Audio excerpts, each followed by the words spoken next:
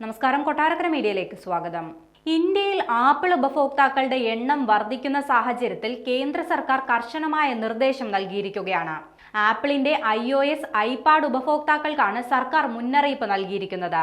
ഹാക്കർമാർക്ക് ഡിവൈസിനുള്ളിലെ പ്രധാനപ്പെട്ട എല്ലാ വിവരങ്ങളും നശിപ്പിക്കാൻ കഴിയുമെന്നാണ് അധികൃതരുടെ മുന്നറിയിപ്പ്. ഇൻഫർമേഷൻ ടെക്നോളജി മന്ത്രാലയത്തിന് കീഴിൽ പ്രവർത്തിക്കുന്ന ഇന്ത്യൻ കമ്പ്യൂട്ടർ എമർജൻസി റെസ്പോൺസ് ടീമാണ് ആപ്പിളിന്റെ iOS, ഐപാഡ് ഉപഭോക്താക്കൾക്ക് മുന്നറിയിപ്പ് നൽകിയിരിക്കുന്നത്. ആപ്പിളിന്റെ iOS, ഐപാഡ് സോഫ്റ്റ്വെയറുകളിലെ ഒന്നിലധികം അപകട സാധ്യതകളെക്കുറിച്ചും മുന്നറിയിപ്പിൽ വ്യക്തമാക്കുന്നുണ്ട്.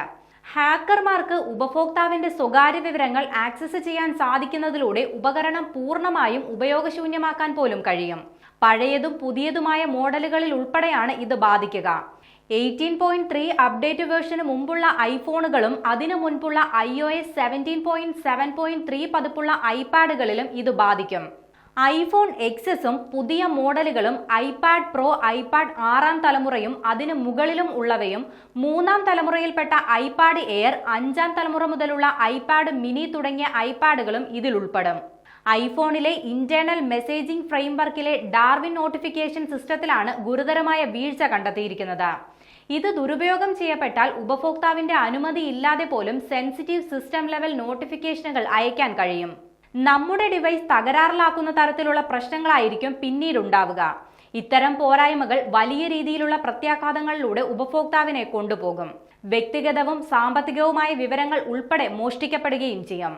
ഡിവൈസിലെ പോരായ്മകളെ മുതലെടുത്താണ് ഹാക്കർമാർ ഇത് നടപ്പിലാക്കുന്നതെന്നും അധികൃതർ അറിയിച്ചു.